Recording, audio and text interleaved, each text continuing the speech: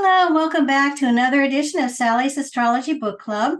While I was traveling during Cancer season this summer, I picked up Donna Cunningham's The Moon in Your Life, How to Be a Solar Type, or how to Be a Lunar Type in a Solar World.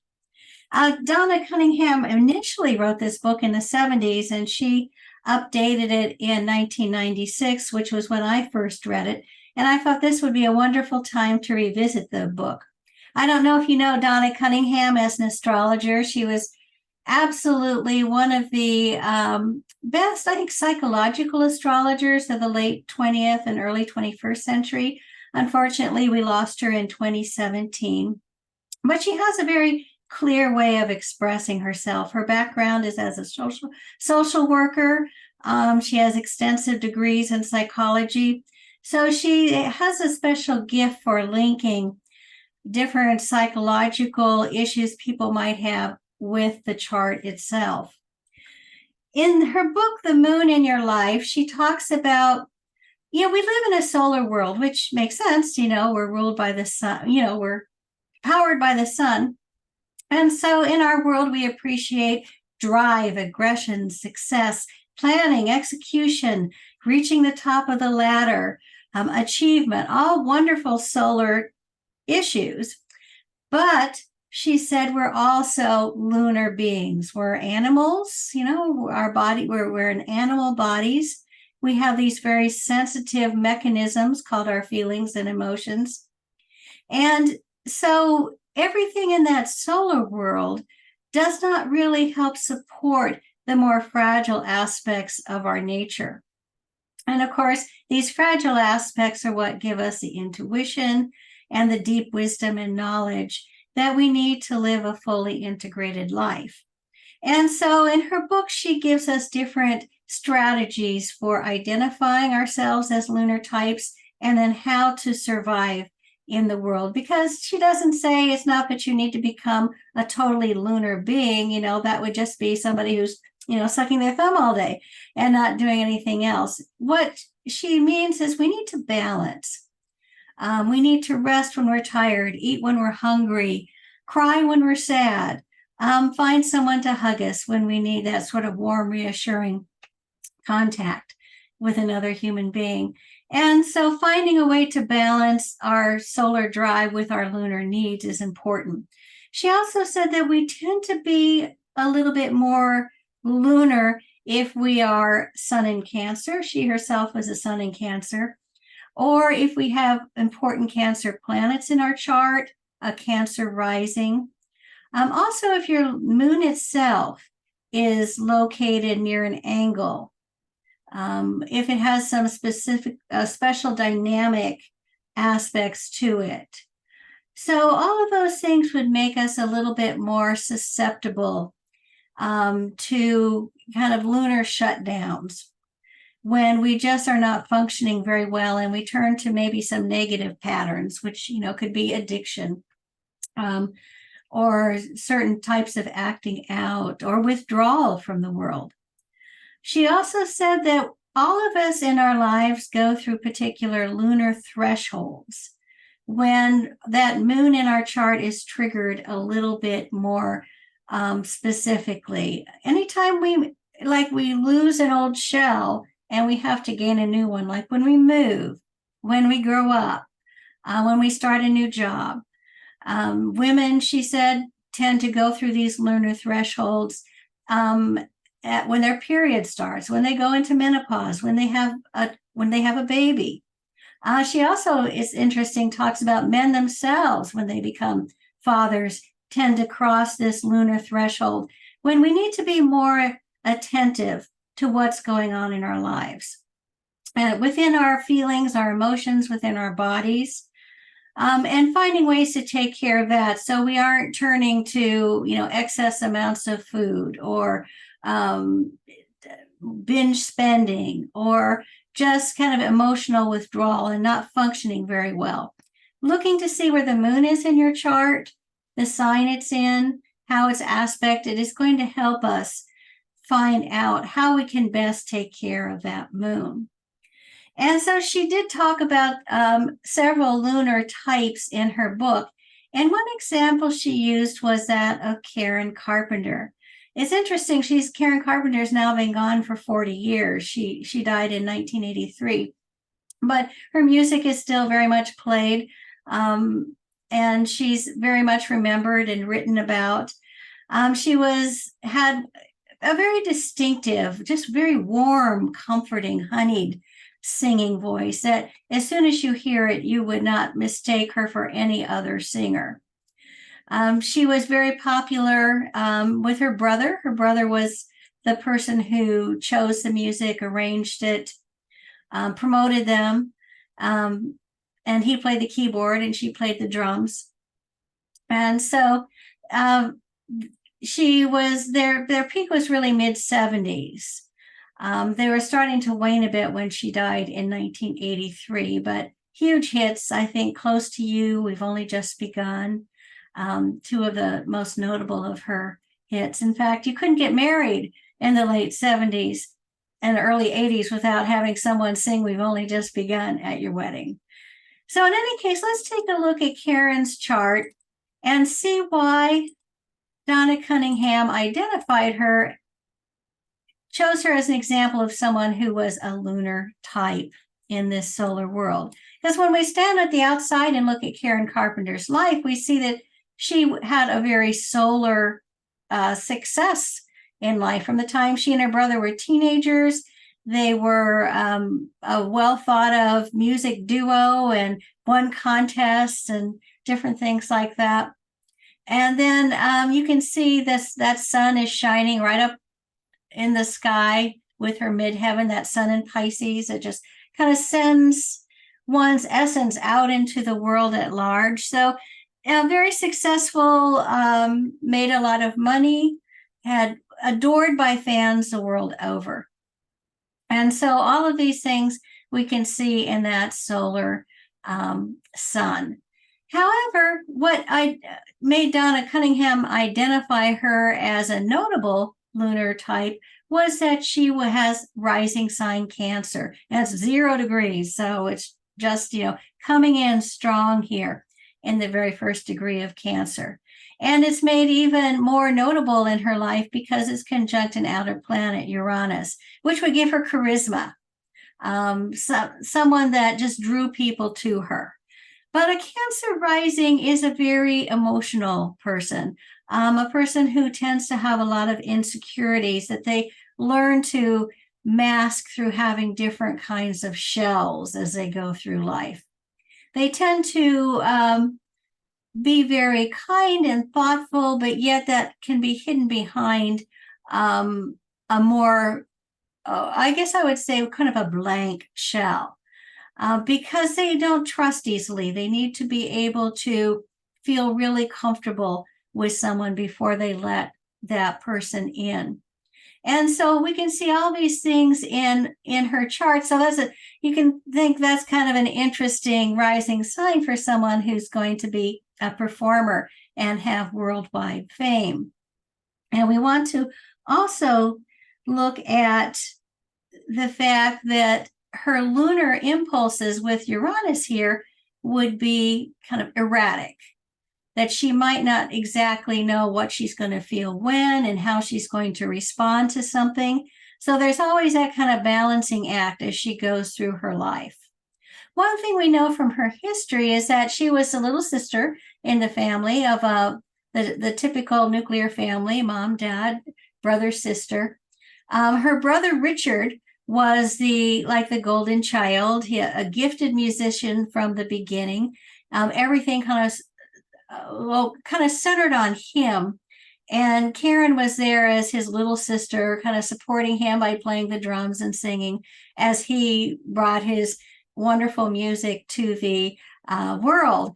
And so you can see that she already is going to have kind of an insecurity built in just from having been raised in a situation where she was always kind of second banana. And so we know, of course, you don't think about Richard's keyboarding or song arrangements, you think about Karen's voice. So her light was truly hidden under a bushel for many years in the family. And so you can see the restrictions around brother with Saturn in her third house, retrograde in Virgo. And throughout her life, all the way up until the end, he was a he was the dominant person in the group. He kind of decided when they would perform. He would call, she would be all set to go out on a date with someone. And in fact, at one point, she was all set to go on a date with Steve Martin. And he decides, no, we're going to have to rehearse tonight. So, no date with Steve Martin for you. He was constantly stepping in and keeping her from being able to step out on her own. So you can see with that Saturn there that he would be kind of a worried, fretful person, anxious, wanting to kind of keep Karen under his thumb so that he could feel secure. And so we've got also then in her chart, the ruler of her chart, which is that moon. And so the moon's in Leo, wonderful position for a performer. And it's in the house, we think about our stuff and things with the second house, but it's also our gifts and our talents. And so you see that moon in this house of talents, and the ruler of that house is right at her midheaven, so she can bring her gifts to the world. But she did have that ability to just send her voice out into the world and have people just respond to it instinctively. That kind of moon, that Cancer rising. And also we can see that she's got, when you think about voice, you might think of Mercury. And Mercury is with Jupiter. And Jupiter, of course, expands it. And there's a special, and Venus, of course, is tied in by the sign placement also. But when you think about the ruler of that, those Aquarian planets, it's Saturn, which you think, oh, it's inconjunct. They don't really connect to each other. However, notice that Mercury, her voice, is in mutual reception with its ruler, Saturn. So that gives it more strength and dominance in her chart. She just had that ability. I don't know if you can recall her singing, but not only did she just have this beautiful voice, but she could articulate things beautifully. And when she was 14, she had made the kind of uncharacteristic decision for a young woman in her era, around 1964, to play the drums. And so that you can think about dexterity being with Mercury in good or in mutual reception to Saturn in her third house. So she was a natural. She picked up the drums very easily. Her parents saved up and got her a drum kit. And that's when she and Richard formed their first group. And in fact, throughout her career, she was always happiest playing the drums. She liked, that Cancer needing to be in a shell. She liked the protection it gave her. Plus, she just always felt very free when she was playing the drums. You could just see the joy in her. When she moved around from the drum set in front of the audience, she was more ill at ease, and it took her a long time to really learn how to stand in front of an audience and feel comfortable doing that. And so that joy she had from drumming, you can see with Jupiter here also, her primary benefic with that Mercury. And of course, it's also with time and beat and a very mental sign of Aquarius.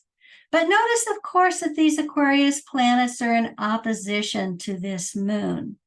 And so throughout her life, she's going to have that pull between that love of performing and that sort of instinctual, just kind of sending her joy out into the world.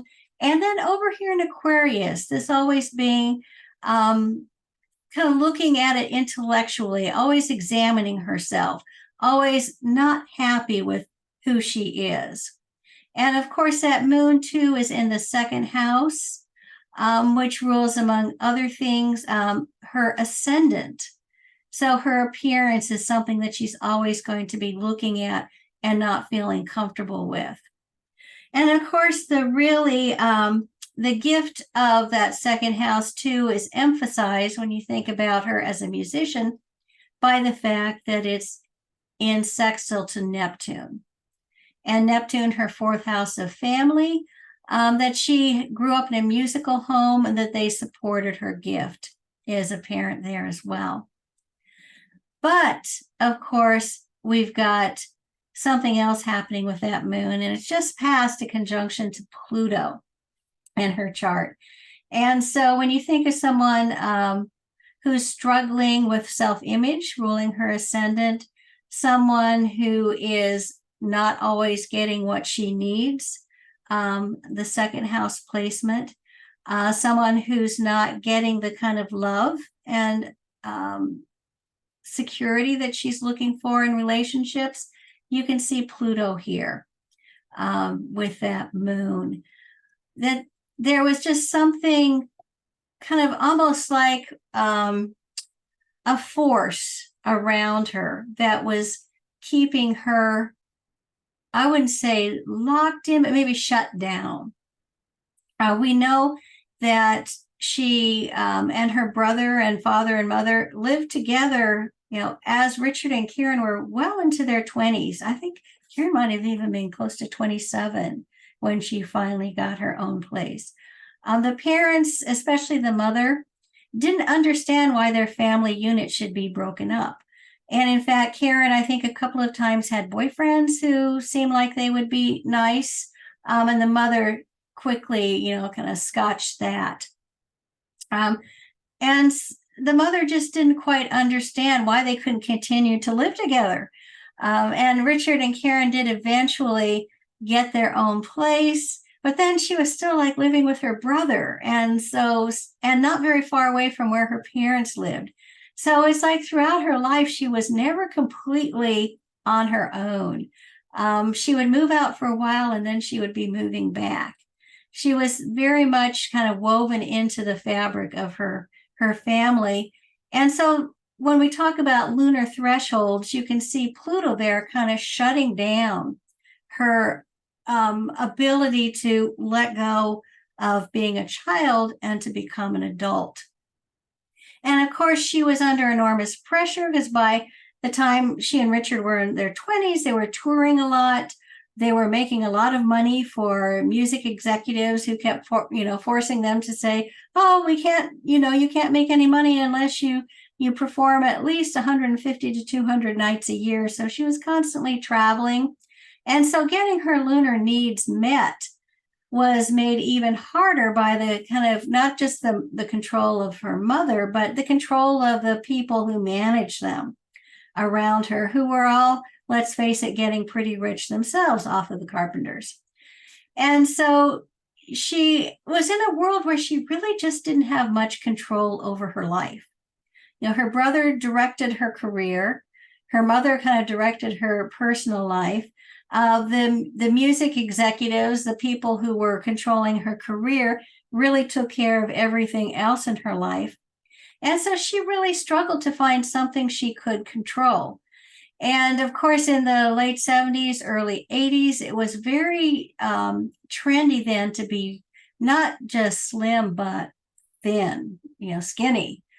And so she worked very hard to conform to that image. Nature had designed her to be probably what we consider an ordinary sized person. She always thought her hips were too big, which is one of the reasons she likes staying behind the drums. But she was very self-conscious about her appearance. And so she was always dieting. And of course, people back then were constantly commenting and complimenting her. She was getting attention by losing weight and people telling her how good she is. For those of you listening out there, please, please, please, never ever comment anybody about their weight. It's something I've learned through long, hard experience. You don't want to send people the message that you are your body size. And of course, but back then, people didn't even understand about eating disorders. They just saw someone who was in, amazing control of her appetites and had this rail thin body that was so trendy at the time. But essentially what she was doing was starving herself.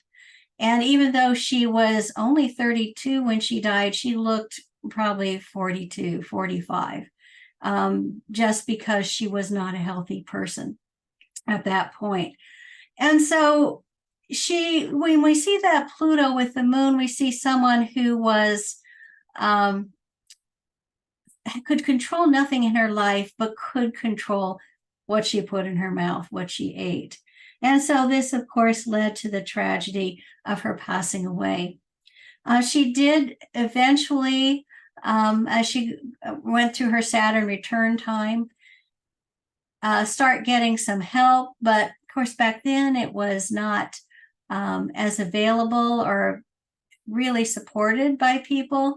And so she finally got into a program with a doctor who was helping her quite a bit. But notice she's got this, that Mercury, Jupiter, that optimism in an air sign opposite that moon. And she said, well, this program should take 12 months, but I've got concert dates. I've got a busy life.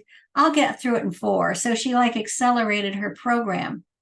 And so you can see how that mental and emotional tie, that conflict, that opposition continued to be very much in play in her life. And so she kind of rushed herself through treatment, got back to Los Angeles, and everyone thought, well, Karen's fixed. She's going to go on with her life. She had recently gotten divorced. So, that was another lunar threshold she was crossing and not really addressing. And so she decided to self-medicate and use syrup of ipecac to make herself throw up after she got home from the treatment center, not knowing, in fact, I don't think it was even known back then. It was syrup of ipecac was given to children to make them throw up after if they accidentally ingested poison. And so she continued to use that to make herself throw up and not gain any more weight, and not knowing that what happened was that syrup of ipecac really destroys the heart muscle and takes a little bit of it every time you use it. Today, it's not recommended people use it at all. And so, of course, then the tragedy of her life ending when she was only 32 years old was directly the result of her eating disorder and the steps that she took to maintain it. So today we remember her as, you think about that sun with the midheaven as a beautiful singer and performer, but we also remember her as that very lunar type who just did not get the support and nurturing she needed in her life. And that's shown also by the sun and the moon being in conjunct to each other. That light that she shone out into the world just couldn't find its way into her heart. So anyway, Donna Cunningham's book, a wonderful read. I wanted to take a look at another chart of a man, also Cancer Sun, who suffered from problems with crossing lunar thresholds and being able to take care of his moon. And so I'll talk about that next time. So thanks so much for joining me. Take care. Bye.